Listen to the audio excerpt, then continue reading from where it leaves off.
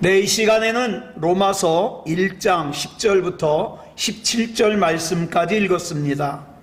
오늘은 로마서 세 번째 시간으로 부제목은 진짜 사랑, 진짜 믿음입니다. 진짜 사랑, 진짜 믿음. 지금 우리가 나누고 있는 말씀은 사도 바울이 로마에 있는 그리스도인들을 사랑했는데 그 사랑을 어떻게 실천하느냐, 어떻게 해서든지 로마에 가려고 하는 걸로 실천하는 거예요. 그리고 그 사랑과 실천의 중심에는 복음이 있다는 사실입니다. 우리는 흔히 복음과 사랑은 별개일 거라고 생각해요. 그렇지만 복음을 바르게 이해하면요, 반드시 사랑으로 나타나게 돼 있어요. 그리고 진짜 믿음다운 믿음을 가진 사람은 그 사랑이 어떻게 나타납니까? 복음으로 나타나게 돼 있어요. 왜? 나도 천국 가고 너도 천국 가야 되니까 복음으로 나타나게 돼 있어요. 그래서 오늘 본문 말씀은 진짜 사랑은 무엇이고 진짜 믿음은 무엇인가, 이걸 우리가 살펴보려고 합니다. 우리는 이미 지난 시간에 로마서 1장에서 말하는 사랑이 뭐냐, 두 가지를 살펴봤습니다. 첫째로는 사랑은 그 사람이 잘 되는 걸 진심으로 기뻐하는 거라 그랬어요. 그 다음에 둘째로 사랑은 그 사람을 위해서 기도하는 거라 그랬습니다. 자, 그럼 오늘 계속해서 로마서 1장이 설명하고 있는 사랑 세 번째부터 살펴보겠습니다. 자, 본문 10절 말씀 봅니다. 시작. 어떻게 하든지 이제 하나님의 뜻 안에서 너희에게로 나아갈 좋은 길 얻기를 구하노라. 자, 사랑은요, 상대방이 처한 상황, 상대방의 수준에까지 가까이 가는 거예요. 우리는 대부분 내 입장에서 생각합니다. 내 입장에서 저 사람은 좋아, 저 사람은 나빠, 저 사람은 믿음이 좋아, 저 사람은 믿음이 약해. 그런데 내가 처한 상황은요, 사람들이 그래요. 실제보다 더 무겁게 생각해요. 그리고 다른 사람이 처한 상황은 실제보다 가볍게 생각해요.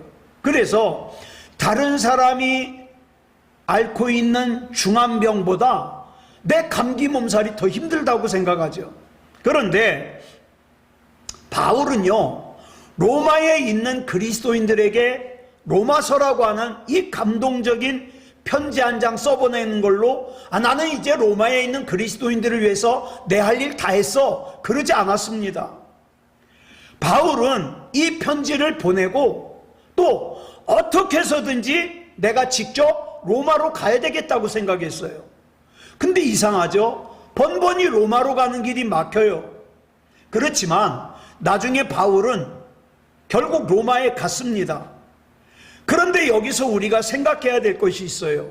뭐냐? 하나님의 뜻입니다. 또 다르게 말하면 하나님의 때, 하나님의 방법이겠죠.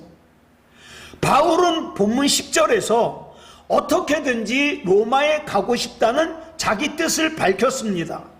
그러면서 하나님의 뜻 안에서 내가 로마에 갈 수 있도록 길을 열어달라고 기도했어요. 그런데 이 하나님의 뜻이라는 게 참 묘합니다. 제가 그동안 오래 살지는 않았지만 살아오면서 겪어보니까 내가 생각하는 뜻과 하나님의 생각하는 뜻이 같은 경우가 별로 없어요.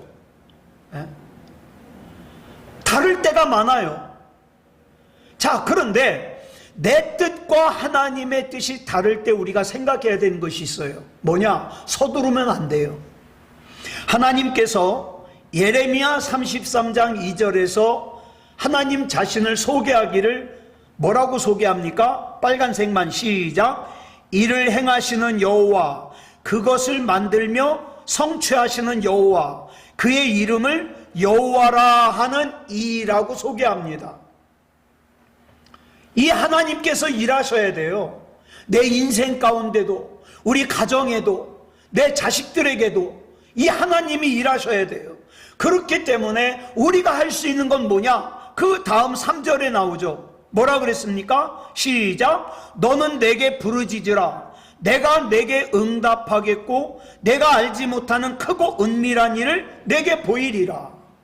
이 말씀대로 우리는 부르짖어야 돼요.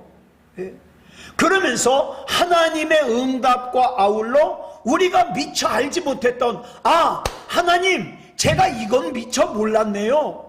그 몰랐던 그 부분까지 하나님께서 내게 보여주시기를 기대해야 되는 거예요. 그래서 나중에 바울이 로마로 가긴 갔습니다. 어떻게 갔습니까? 죄수의 신분으로 갔죠. 우리가 사도행전에서 나눴잖아요.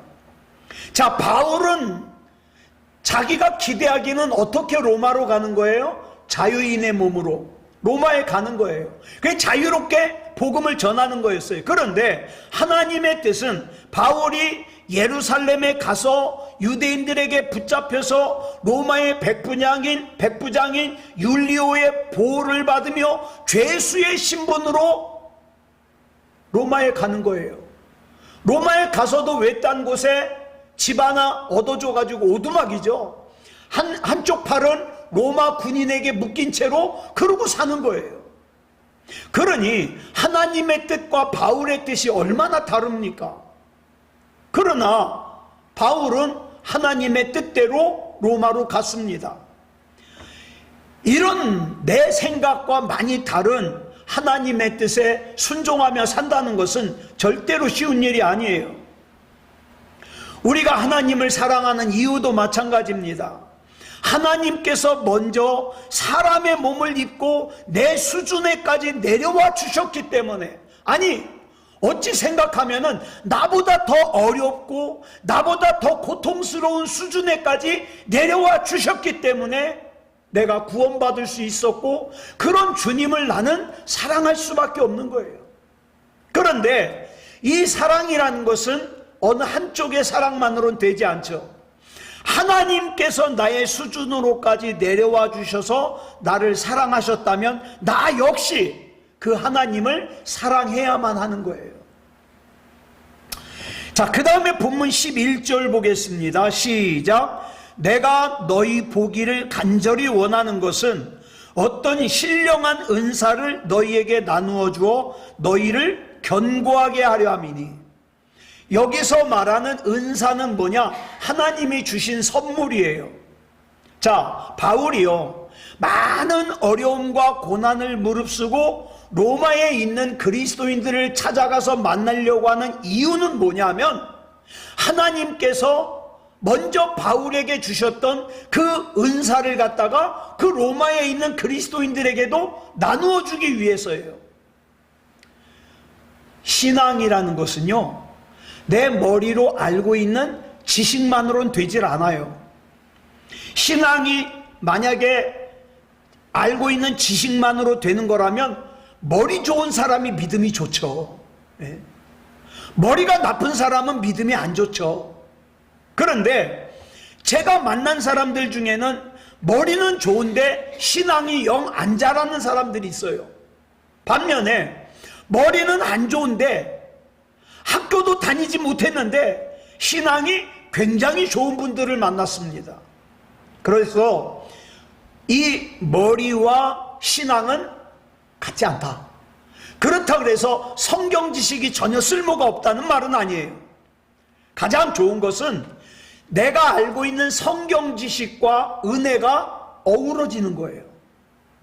우리가 예수님을 믿고 그 다음에 성령을 받아서 방언도 하고 지혜의 말씀에 은사도 받고 지식의 말씀에 은사도 받고 영분별하는 은사도 받고 방언을 통역하는 은사도 받고 예언의 은사도 받고 병을 고치는 신유의 은사도 받는 등 여러 은사를 우리가 사모해야 되는 이유가 뭐냐? 우린 이미 하나님을 믿잖아요. 예수님을 구주로 영접하고 구원 받았잖아요. 거기에다가 우리가 은사를 체험하면요, 신앙이 더 굳건해져요. 더 굳건해져. 왜?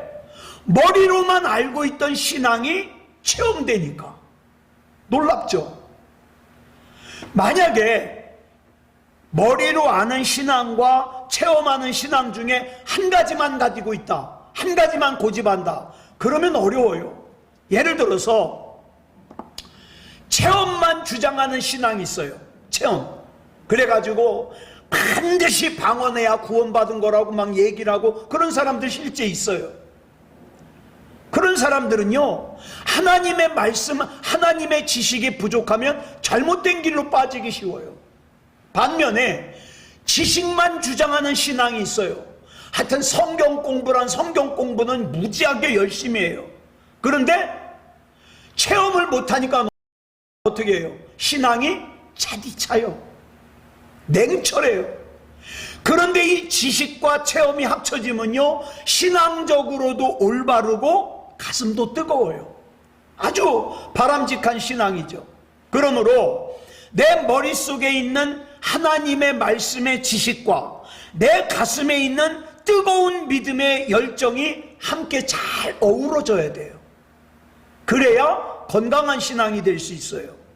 그런데 바울이 보기에 로마에 있는 그리스도인들은, 자, 예수 그리스도의 복음을 들었어요. 예수님을 구주로 영접했어요. 그래서 구원받고 구원에 대한 지식은 있는 것 같은데 은혜를 못 받았어요. 성령을 못 받았어요.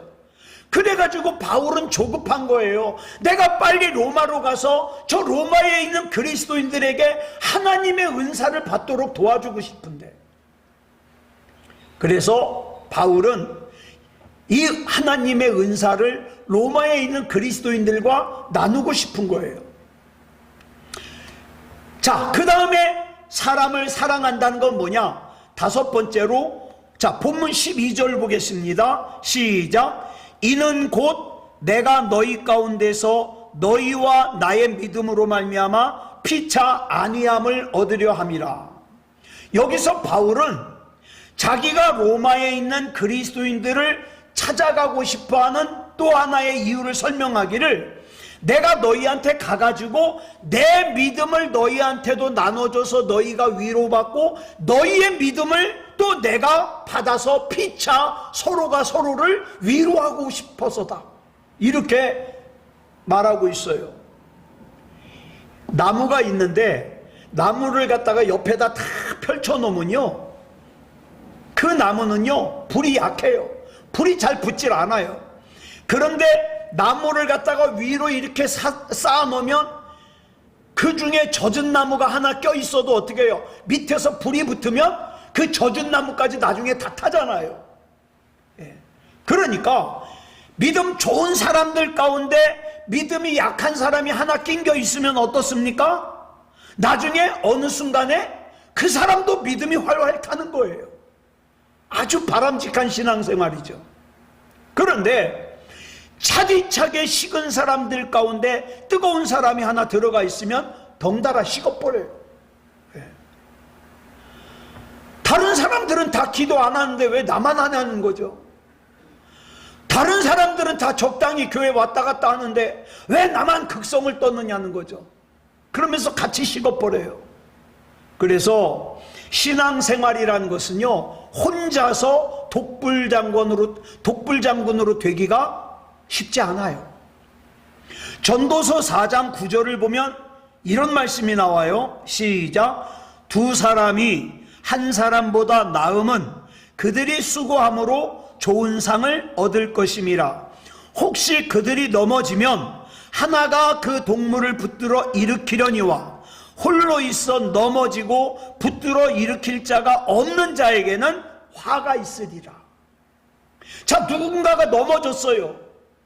그러면 내가 일으켜주지 않잖아요. 아니, 나하고 무슨 상관이야? 저 사람이 넘어진 게 나하고 무슨 상관이야? 그렇게 일으켜주지 않으면 훗날 내가 넘어졌을 때 날 일으켜줄 사람이 없는 거예요. 여러분, 사람이 아무리 믿음이 좋다 그래도 시험에 들 때가 있어요. 낙심할 때가 있어요. 그런데 그렇게 시험에 들었을 때, 낙심했을 때 누군가가 따뜻한 말 한마디를 해주고 누군가가 나를 위해서 기도해주면 굉장히 큰 힘이 되죠. 큰 힘이. 네. 지금 우리 박원모 집사님, 신순자 집사님, 손자 그 박서준, 이 어린 선물이 코로나에 걸려가지고 막 열이 40도까지 오른다 그러는데, 우리는 기도로 동역하는 거예요. 기도로 힘주는 거예요.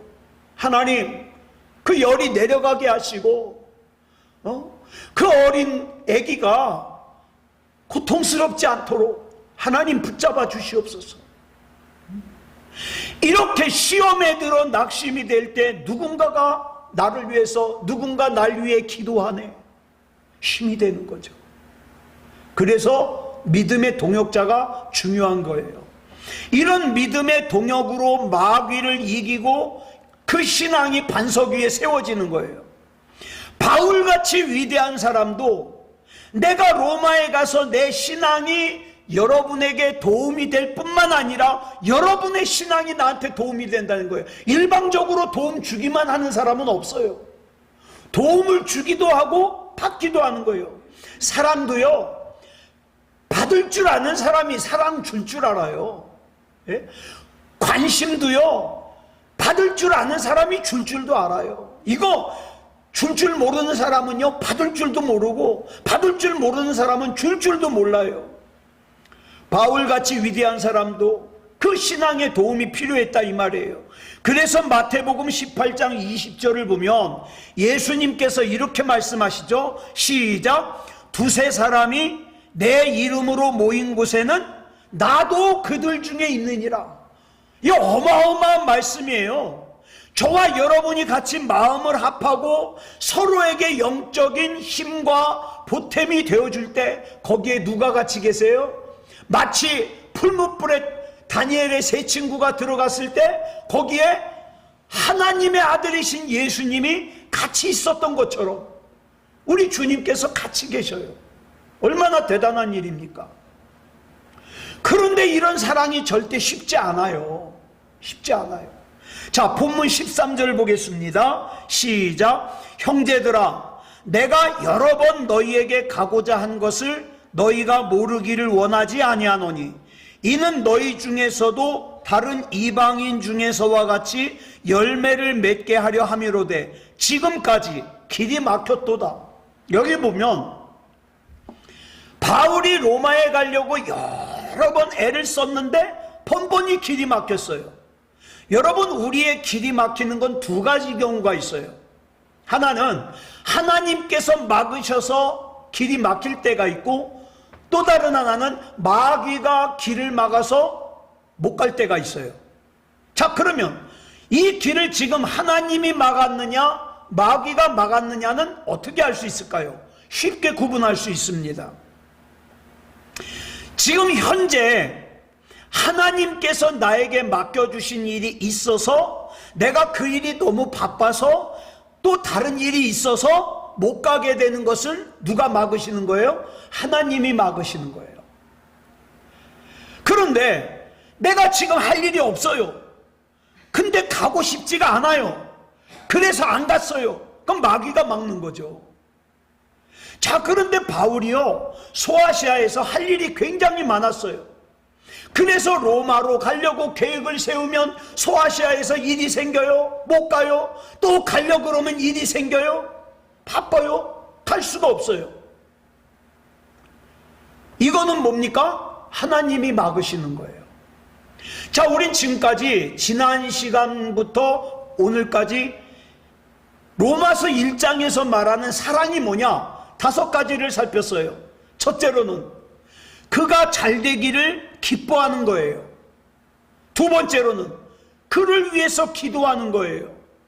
세 번째로는 그의 수준까지 가는 거예요. 수준까지. 예? 업신여기지 않고 멸시하지 않고 그의 수준까지. 예수님이 그러셨듯이. 넷째로는 좋은 은사를 나누는 거예요. 내가 하나님의 말씀을 받더니 좋아요? 그럼 나누는 거예요. 내가 기도하다가 방언이 됐어요? 그럼 나누는 거예요. 이 좋은 거를 나만 알고 있을 수 없어. 나만 누릴 수 없어. 나누는 거예요. 다섯 번째로 서로가 서로에게 보탬이 되고 위로가 되는 거예요. 자, 우리가 누군가를 사랑한다고 할 때 정말 이렇게 사랑하고 있느냐 이 말이죠. 누가복음 15장에 보면 탕자 얘기가 나오는데 29절로 32절에서 탕자의 형이 아버지에게 대드는 내용이 나와요. 뭐라고 대드냐? 일을 하고서 들어오는데 집에서 시끌시끌한 소리가 들려요. 그래서 뭔 소리지 하고 갔는데 집에서 일하는 사람이 하나 나오더니 주인님 동생이 돌아왔는데 지금 잔치가 열렸습니다 그러는 거예요. 그 탕자 형이 기분이 나빴어요. 그 아버지한테 가서 따지죠.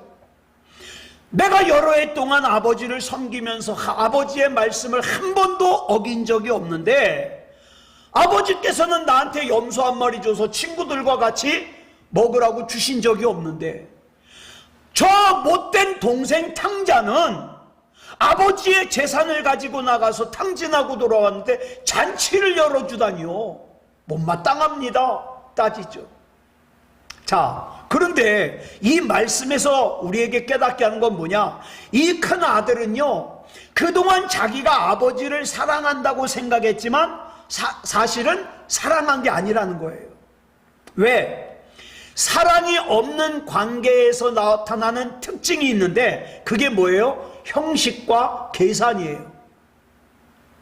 그저 형식만 지키고 있고 네가 나한테 이만큼 줬으니까 나 너한테 이만큼 줄 거야, 이 계산만 남는 거는 사랑이 없다는 거예요.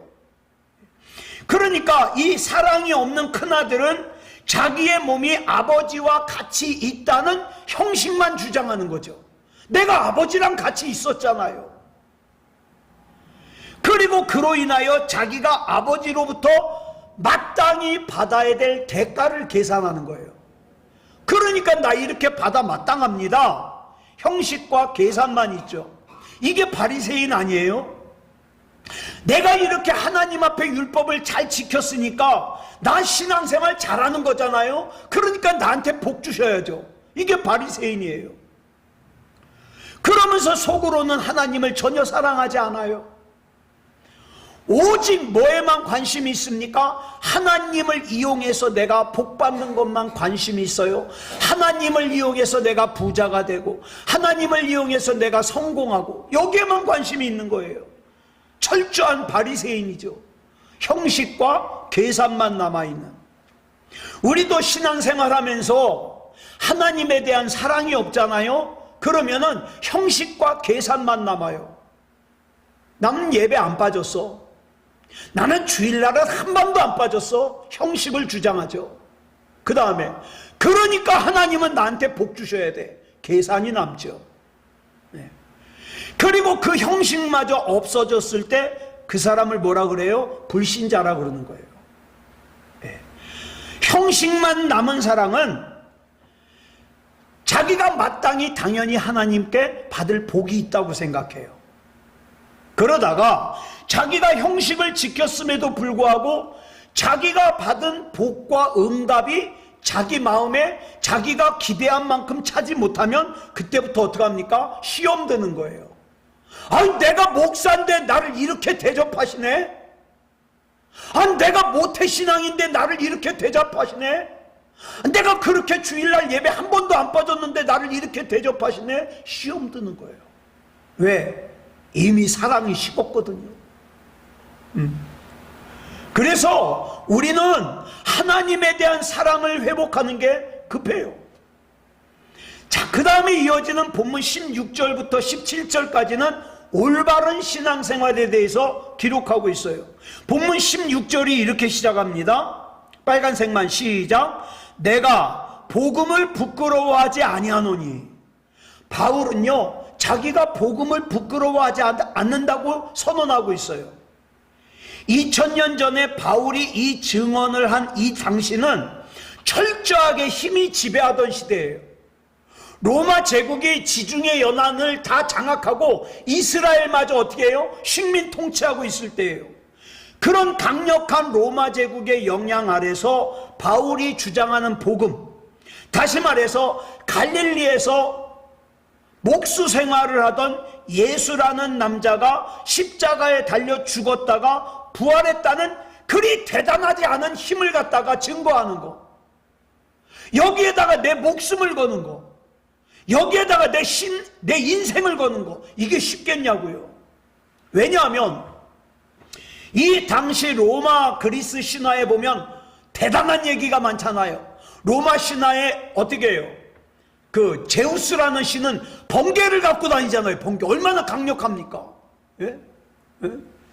바카스는 어떻게 해요? 바닷물을 조종하잖아요. 얼마나 대단해요. 그런 반면에 예수라고 하는 나사렛 출신의 젊은이는 어때요? 그냥 병자는 고쳐요. 기껏해야 뭐예요? 오병이요. 도시락 하나로 남자 장정 5,000명 먹인 거, 죽은 나사로 살린 거, 물론 대단하지만 그리스 로마 신화에 나오는 그 신들에 비하면 보잘것 없지요. 그런데 바울은 이 힘없어 보이는 복음을 부끄러워하지 않는다는 거예요. 아니, 오히려 이 복음이 나는 자랑스럽다는 거예요. 왜 이 힘없어 보이는 복음이 자랑스러울까요? 바울이 두 가지로 설명을 하고 있어요. 첫째, 이 복음이 자랑스러운 이유는 우리 빨간색만 읽어볼까요? 시작. 이 복음은 모든 믿는 자에게 구원을 주시는 하나님의 능력이 되기 때문에 자랑스럽다는 거예요. 구원을 받는다는 게 뭐예요? 구원을 받는다는 건 한마디로 말해서 자유예요. 자유. 바울은요, 예수 그리스도를 믿으면 죄로부터 자유하고 죽음으로부터 자유를 얻는다는 거예요. 이 복음이 너무 자랑스럽다는 거예요. 그런데 죄로부터 자유한데, 죽음으로부터 자유한데 쓸데없는 걱정에 묶여서야 되겠습니까? 예수 그리스도의 이름으로 물리쳐서 이겨야죠. 우리도 복음을 자랑스러워해야 돼요. 두 번째 이유가 본문 17절에 나와요. 뭐라 그랬습니까? 17절 읽겠습니다. 시작. 복음에는 하나님의 의가 나타나서 믿음으로 믿음에 이르게 하나니 기록된 바 오직 의는 믿음으로 말미암아 살리라 함과 같으니라. 이 증언하고 있어요. 자, 근데 제가 보니까 이 공동번역 성경이라는 건 천주교에서 쓰는 거거든요. 이 공동번역이 본문 16절 17절을 참 쉽게 번역을 해놨어요. 우리 같이 읽겠습니다. 시작. 나는 그 복음을 부끄럽게 여기지 않습니다. 복음은 먼저 유다인들에게 그리고 이방인들에게까지 믿는 사람이면 누구에게나 구원을 가져다 주시는 하느님의 능력입니다. 복음은 하느님께서 인간을 당신과 올바른 관계에 놓아주시는 길을 보여주십니다. 인간은 오직 믿음을 통해서 하느님과 올바른 관계를 가지게 됩니다. 성서에도 믿음을 통해서 하느님과 올바른 관계를 가지게 된 사람은 살 것이다 하지 않았습니까? 이렇게 번역을 하고 있어요. 여기 보면 바울이 복음을 부끄러워하지 않고 자랑스러워하는 두 번째 이유가 뭐냐? 이 복음에는 하나님의 의가 나타난다는 거예요. 자, 전에도 설명드렸죠. 하나님의 의가 뭐예요? 여기서 말하는 의가 뭐예요? 하나님과의 관계예요. 이 복음은 우리로 하여금 하나님과 관계가 올바라질 수 있도록 인도한다는 거예요. 얼마나 대단합니까? 사실 아담과 하와 이후로 범죄를 하고 나서 하나님과 원수가 됐거든요. 그 관계가 되게 하는 게 복음이란 말이에요. 사실 의인이 아니면 하나님 앞에 설 수가 없어요. 왜냐하면 하나님은 절대로 죄인과 함께 할 수 없기 때문에. 그런데 로마서 3장 23절에 보니까 뭐라 그랬어요? 모든 사람이 죄를 범했다 그랬어요. 그래서 하나님의 영광에 이르지 못한다 그랬어요. 저와 여러분도 여기 말하는 모든 사람에 들어가요. 저와 여러분도 죄를 범했어요. 그뿐만 아니라 로마서 6장 23절을 보니까 죄의 삭은 사망이기 때문에 저와 여러분도 다 죽어요. 여기서 말하는 죽는다는 것은 육체의 죽음이 아니라 지옥 가는 죽음이에요. 죄인인 저와 여러분은 다 지옥에 가야만 돼요. 그런데 하나님께서 이 죄와 죽음에서 우리가 자유를 얻고 하나님과 우리와의 관계가 아담과 하와가 에덴 동산에서 선악과를 따먹기 이전으로 회복시켜 주신 거예요. 얼마나 자랑스럽습니까? 얼마나 귀해요.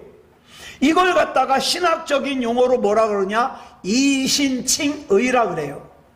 한자로 믿음으로써 의롭다 칭함을 받는다. 다시 말해서 내가 잘나서, 내가 대단한 공적을 쌓아서, 내가 목회자로 살아서, 내가 성경을 몇 번 읽어서, 내가 착한 일을 어떻게 해서 그래서 내가 구원을 받는 게 아니라 그저 내가 예수님을 구주로 영접하는 순간 죄인인 나에게, 부족한 나에게, 자주 넘어지는 나에게 예수님의 완전하신 의가 덧입혀져서 하나님이 나를 보시기를 누굴 보시듯이 한다? 예수님 보시듯이 한다. 이게 얼마나 중요하냐 이 말이에요. 이게 로마서의 전체적인 주제예요. 이 로마서의 전체적인 주제인 이신칭의, 믿음으로써 의롭다 칭함을 받는다, 이걸 이해를 못하면 로마서를 이해 못하죠. 로마서를 이해 못하면 성경 전체를 이해를 못하죠. 성경을 이해를 못하면 복음을 이해 못하죠.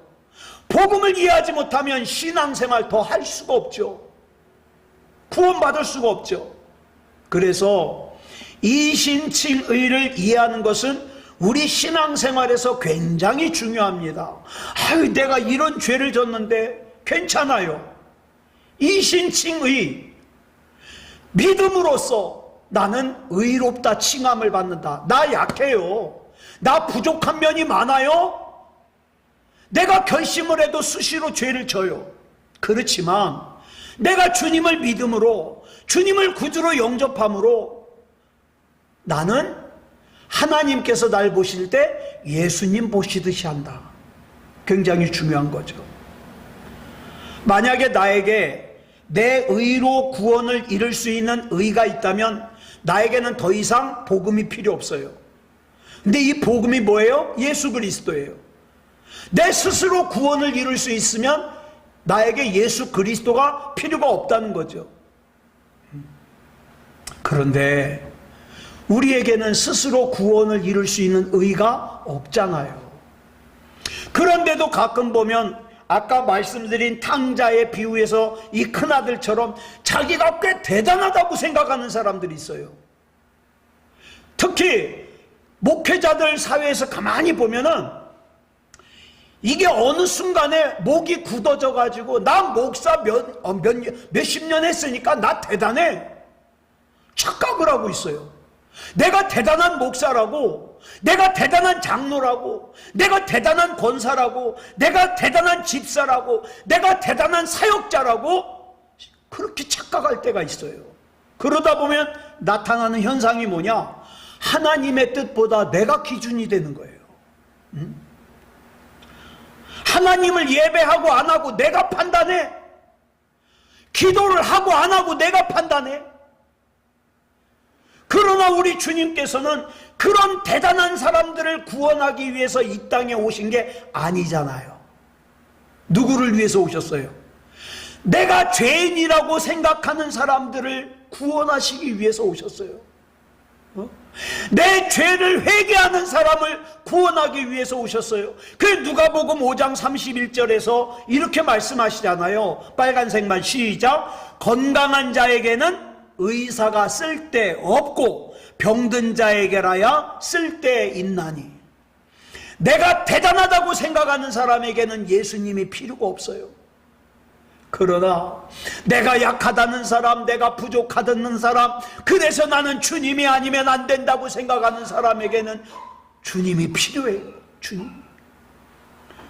저는요, 지금까지 전도사 생활, 목사 생활 하면서 성적으로 문란한 생활을 하고도 교회 잘 다니는 사람 몇 봤어요. 아주 문제죠. 사회생활에서 온갖 악한 방법으로 돈을 벌고도 교회 잘 다니는 사람 봤어요. 또 마음에 온갖 불평, 불만, 미움, 증오, 시기, 질투가 가득한 상태로 교회 열심히 다니는 사람들도 봤어요. 진짜 문제는 자기가 영적으로 병들었다는 걸 인정하지 않으면 그 영적으로 병든 것을 치료하기 위해서 어떤 노력도 안 해요. 내가 아무 문제 없다고 생각하는 걸 뭐. 그래서 어떡합니까? 주님과 상관없이 살아요. 주님과 교제도 하지 않고 살아요. 주님을 필요로 하지 않고 살아요. 제가 지금 예레미야서를 쓰고 있는데요, 하나님이 막 그러셔요. 내가 너희를 얼마나 아끼려고 내가 너희를 창조했냐? 근데 어떻게 다니면서 우상들에게 절을 하냐? 우상들에게 술을 따라주냐? 막 하나님이 탄식을 하셔요. 그러면 안 돼요. 우리는 주님이 아니면 안 돼요. 주님이 아니면. 마태복음 1장 21절을 보면 예수님을 이렇게 소개하고 있습니다. 시작. 아들을 낳으리니 이름을 예수라 하라. 이는 그가 자기 백성을 그들의 죄에서 구원할 자이심이라 하니라. 마리아가 아기를 가졌는데 마리아의 남편인 요셉에게 천사가 나타나서 아기 이름을 예수라고 지으래요. 왜? 이 아기는 그가 자기 백성을 죄에서 구원할 뿐이기 때문에. 예수님께서는 죄에서 인간을 구원할 구세주이십니다. 그래서 사도행전 4장 12절에서 분명히 이렇게 선포했잖아요. 시작. 다른 이로서는 구원을 받을 수 없나니 천하 사람 중에 구원을 받을 만한 다른 이름을 우리에게 주신 일이 없음이라 하였더라. 자, 어떤 사형수가 사형 선고를 받았어요. 이제 날짜가 정해지면 사형을 당해요. 근데 이 사형수의 아버지가 법무부 장관을 찾아가 가지고 사정합니다. 나는 살 만큼 살았으니까 내가 우리 아들 대신 죽을게요.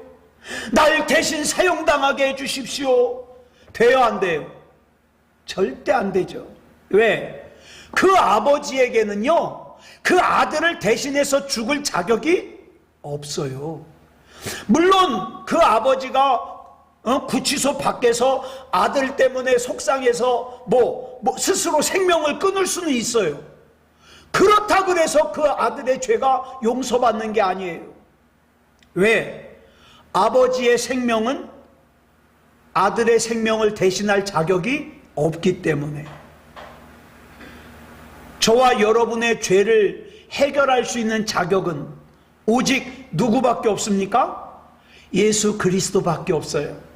그래서 저와 여러분은 예수 그리스도를 구주로 영접하고 바라보는 거예요. 그래서 저는 자주 그런 생각해요. 내가 예수님이 믿어지는 게 너무 감사하다. 예수님 한 번도 본 적이 없는데 코가 나보다 큰지 작은지, 나보다 눈이 작은 사람은 거의 없으니까, 눈이 나보다 큰지 작은지 본 적이 없으니까. 근데 내가 그 주님이 믿어짐이 참 감사하다. 그 예수님을 내 구주로 영접할 수 있음이 감사하다. 이런 생각해요.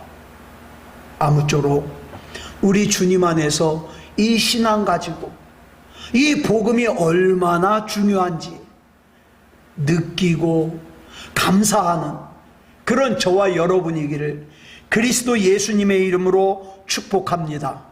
기도하겠습니다. 사랑의 하나님, 감사합니다.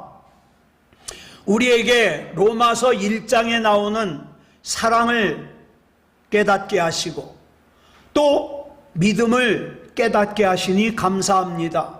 하나님, 조금만 놔두면, 조금만 자기 맘대로 살도록 놔두면 엉뚱한 길로 가기 쉬운 우리입니다. 늘 하나님께서 인도하여 주셔서 구원받을 만한 믿음 가운데 살게 하시고 우리 주님 바라보며 믿음다운 믿음으로 살게 하여 주시옵소서. 하나님의 말씀 가까이 하고 그 말씀을 통해 하나님 음성 듣게 하시고 이 죄악이 가득한 세상 가운데 휩쓸리지 말게 하시고 우리 주님 앞에 온전히 믿음다운 믿음으로 구원받을 만한 믿음으로 생명책에 이름이 기록되는 믿음으로 살게 하여 주시옵소서. 모든 것을 주님 앞에 맡겨드리오며 그리스도 예수님의 이름으로 간절히 기도드려 싸움나이다. 아멘.